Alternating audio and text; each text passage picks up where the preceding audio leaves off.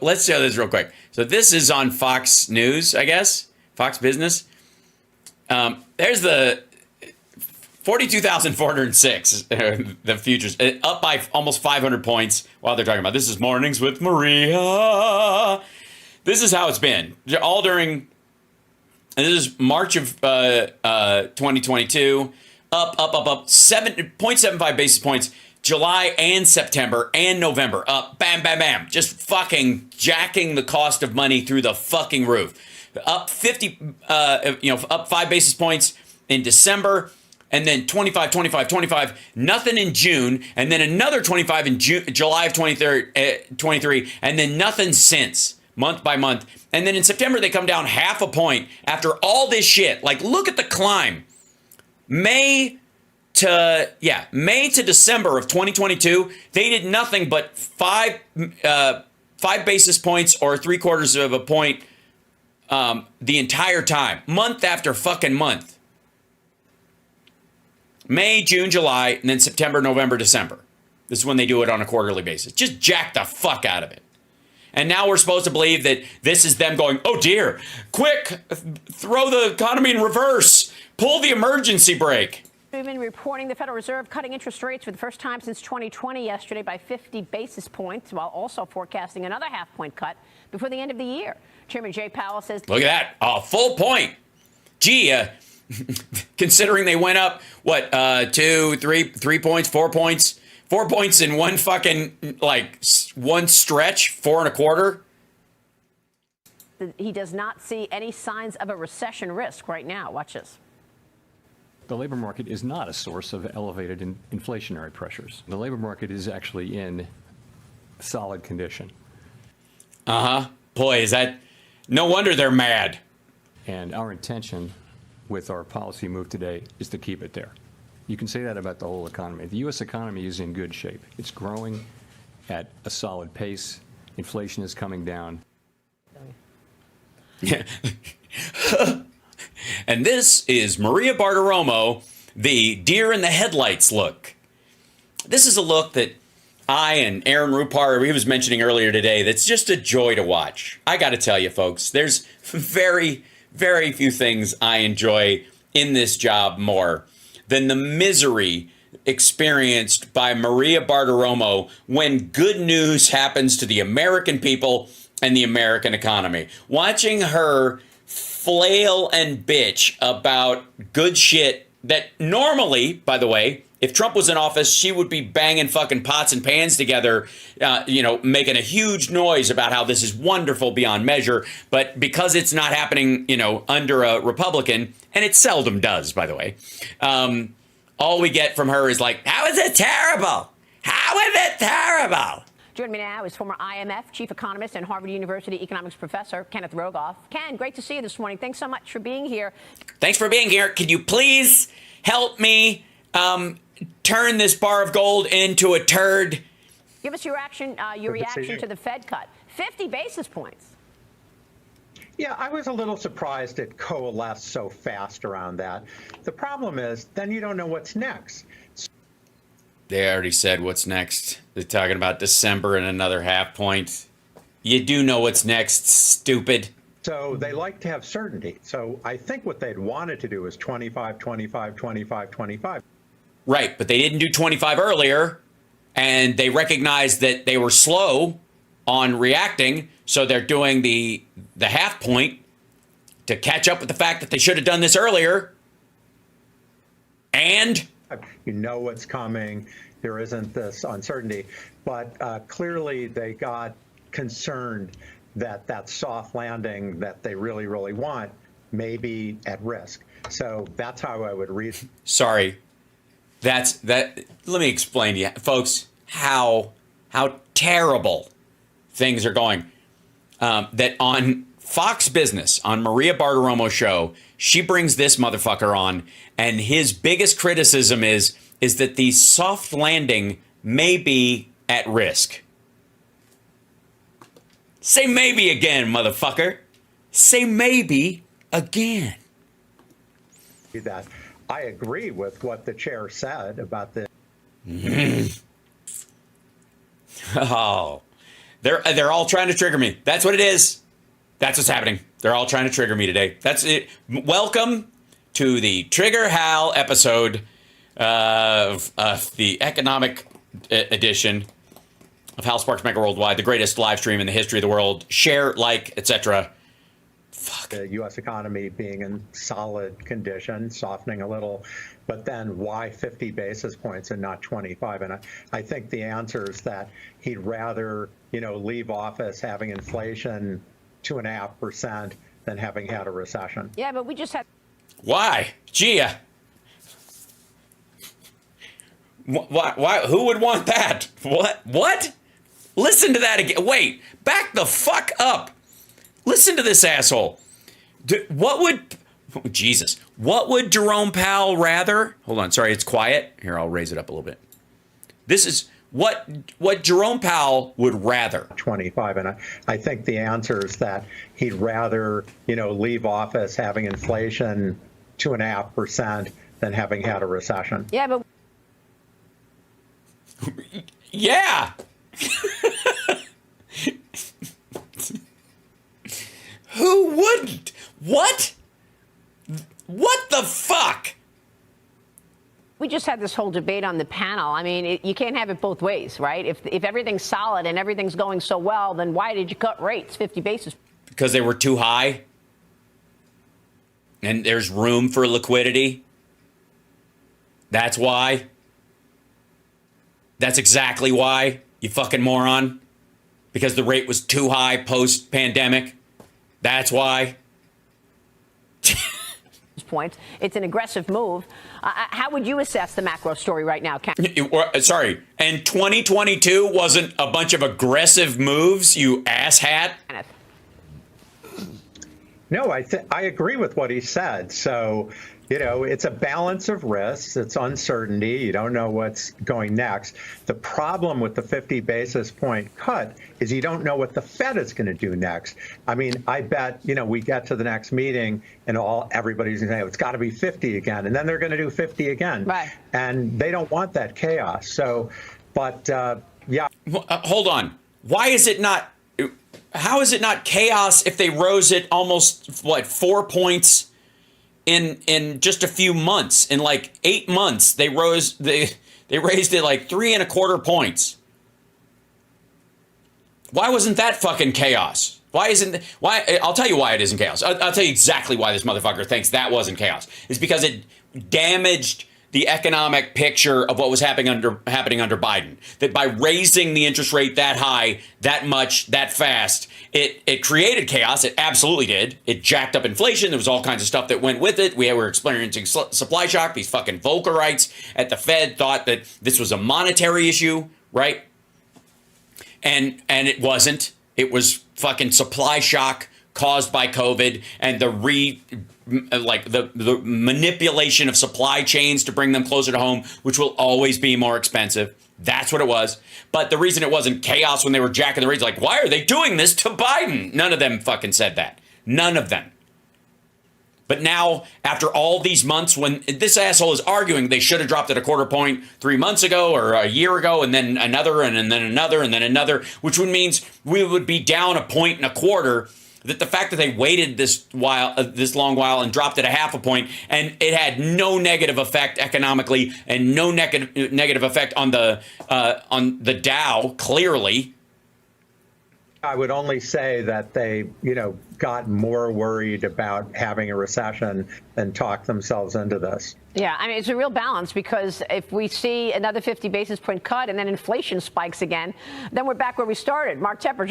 No, we're not back where we started, because where we started was nearly 6%, stupid. Jump in here. And when you go back through history, 85% of the time there is... Fuck you. Hey, asshole, 85% of the time, there isn't a worldwide pandemic right before it happens. 85% of the fucking... Shut up. a second wave of inflation whenever... That's how you know you suck. Ladies and gentlemen, when the camera guy at Fox just goes, fuck this dude, and then literally, look at this. Watch, hold on, back the fuck up. Watch what they do. It's like the guy just goes brrrt with the camera. Spikes again. Then we're back where we started. Mark Tepper, jump in here. And when you go back through history, 85% of the time, there is Fuck a second this wave dude. of inflation whenever. Whoever you are, cameraman at Fox Business, we salute you. We feel you. We know. We saw the good work that you did today. And we know that you could only take so much. One more time. I got to see that again. Hold on. And then inflation spikes again. Then we're back where we started. Mark Tepper, jump in here. And when you go back through history, 85% of the time, there is a second wave of inflation when. Oh, God. I feel like, you know what? I need to watch The Secret again. I think I made that happen with my mind.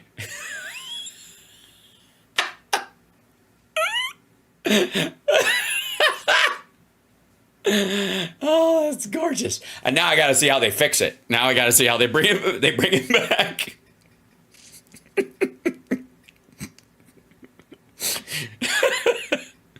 God damn it. Oh, shit. This is good. Whenever that first wave exceeds 6%. They just left him off. They fuck it. I don't want to bring it back in. Cut. Go back to him. Then we'll move it. Shit. Camera 2, what are you doing? Stop screaming sell into your phone. So that's certainly problematic. But Ken, I want to pivot from monetary policy to fiscal policy very briefly. We are now at $35 trillion of debt. A third of which is Donald Trump's responsibility. Please continue. Our deficit spending $1 trillion every 100 days. At what point do the chickens come home to roost? Hold on. We're not spending a new $1 trillion every 100 days. Simmer. Well, I think we're seeing it in elevated pressures on interest rates, but it makes. What? Elevated pressures on motherfucker. Us more vulnerable. There's no question about it. I think. Why? Why? When China had 230% debt to GDP ratio, these guys were like, shit, they're on their way to becoming the biggest economy in the world. There was this notion on both sides that that was a free lunch. You just, if you're the Republicans, you cut taxes. If you're the Democrats, you raise spending. You don't worry about it. And when interest rates And then Donald Trump came along and did both at the same time. were super low, who could argue? Yes, who can argue with the terrible impact of this situation? The deficit spending has created a way to drag on the economy that is so terrible that there really is no going back. I mean, I could, because I didn't think they'd stay super low. Now they're not. And this isn't sustainable. But nobody's talking about fixing it. Well, Ken, Scott Martin, and thanks for joining us. You know, it's funny about rates. You said they're not low anymore. Well, the Fed's trying their best to keep them low again so that we can do all this borrowing through the federal government. Or pay off the debt at a lower rate. Ken, I'm confused, though. When did the Fed change? Because Jay Powell and Cruz seem to be very pragmatic. They seem to be very formal. You mean when they raised the interest rate 3.25 basis points in about 9 months? You mean then? Oh, right, because Biden was president and it was Trump's debt and fuck them. Sure. Formulated and how they looked at things. You mentioned about how now we jumped to this 50 basis point cut all of a sudden out of nowhere about a week and a half ago. Why is the Wasn't out of nowhere. Everybody was like, what's the fucking holdup for a goddamn year? Fed gotten so kind of, let's say, punchy or hysterical out there about where the economy is, where rates are, versus while they were just some years ago about transitory inflation and being pragmatic and drawn out? I don't know, maybe a fucking pandemic, you absolute asshole. Why? Wait, what the fuck is going on? Am I losing my mind here? Am I snapping? I think I am. I think I'm losing my mind. I think I'm going completely batty. I do. I'm losing I've all touched with reality. I can't do it anymore. I've just lost my mind. I can't do it. It's these assholes want to pretend there wasn't a pandemic and then say that it was a global mind control device that didn't exist. I don't know. Hello. I'm Hal Sparks and I've lost my mind. Well, first of all, if they cut the short rate too much, too fast, the long rates go up because expect that inflation goes up, as Mark said. But I think Maria.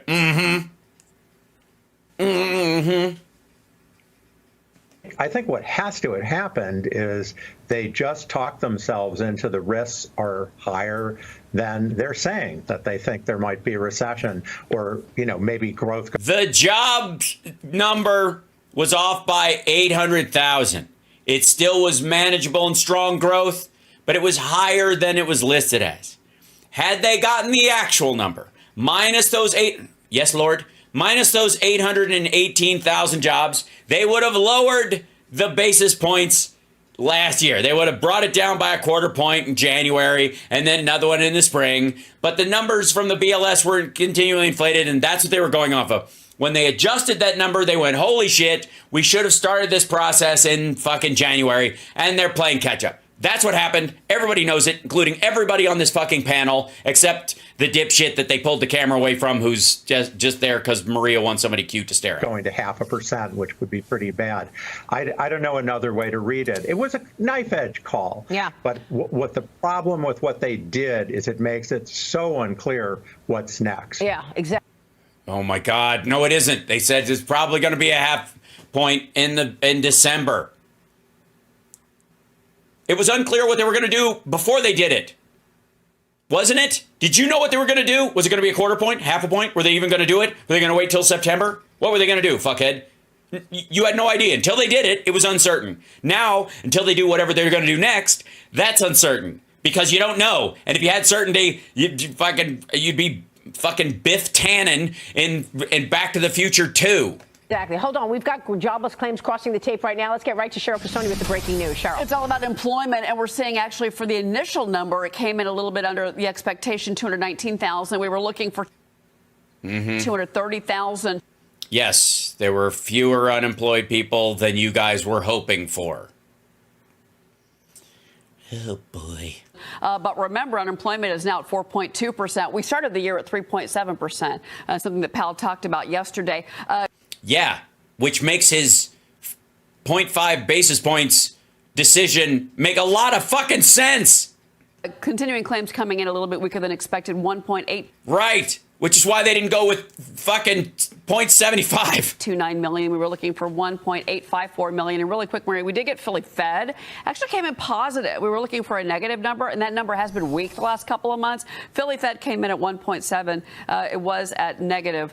The estimate was at negative 1%, a fall there. But, really quick, Powell talked about the influx of migrants. You get millions of people into the labor market, and then, you're only creating 100,000 jobs. Well, you've got an employment problem happening in this nation. Yeah, I'm glad. No, you don't. No, you don't. Yeah, you got 100,000 migrants, that get job permits. They're allowed to get jobs. They're allowed to work until their asylum claim is adjudicated or they go back home. Those people get work permits and they go work.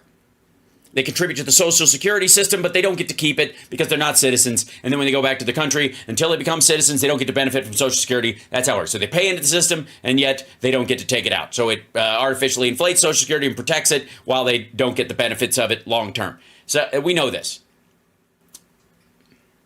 Glad you mentioned that, Cheryl, because, Ken, I want to get your take on that, because yesterday Jay Powell talked about why the unemployment rate has been going up, and it has to do with the wide open border. Watch this. If you're having millions of people come into the labor force and you're creating 100,000 jobs, you're going to see unemployment go up. We understand there's been quite an influx across the borders, and that has actually been one of the things that's allowed unemployment rate to rise. And the other thing is just the slower hiring rate, which is something we all. Yes, that too. So watch carefully. Ken, your reaction. Look, the open borders policy's been nuts. We don't have an open border policy. And the effect on the job market immediately is the least of it.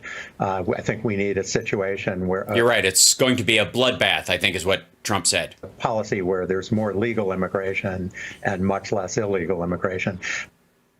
No. According to Project 2025, we don't need either. But it makes it a lot harder for the Fed or anybody to figure out what's going on in the labor market. Right. You know what I recommend is counting all the people, the undocumented people here in the census.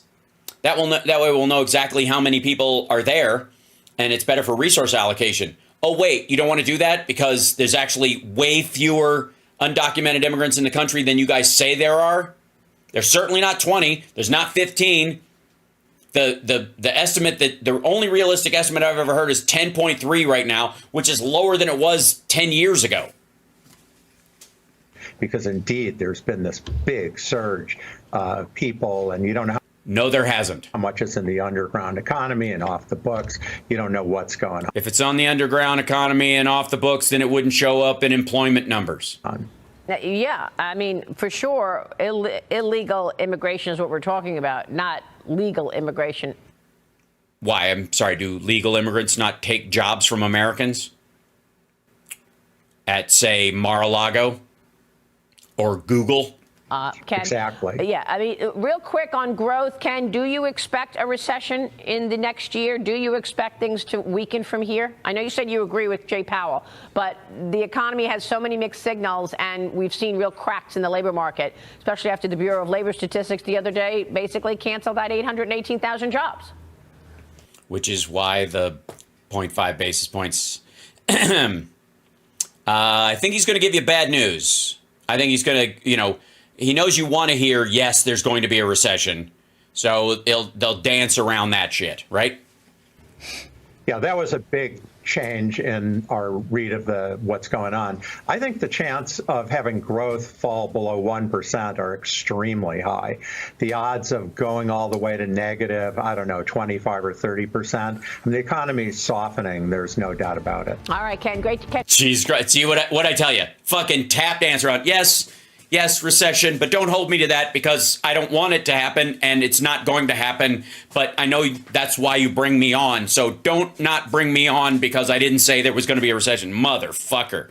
These guys. Now, chat room, you're welcome, by the way. You're watching Hal Sparks Mega Worldwide, the greatest live stream on the interwebs. And we opened up. I commend you. I really do. Because you made it. You got through probably the wonkiest stuff I do is around the economy because it's there are a lot of moving parts, a lot of interesting details, a lot of math, and people start feeling lightheaded. And if they're not already sitting, if they're sitting, they feel like they need to lay down. If they're standing, they need to sit. And if they're on a treadmill, they often fall off. And I'm not responsible. There's a disclaimer at the beginning of the show that if you fall off your treadmill while watching the show from laughing or math, it is not my fault. You've been warned.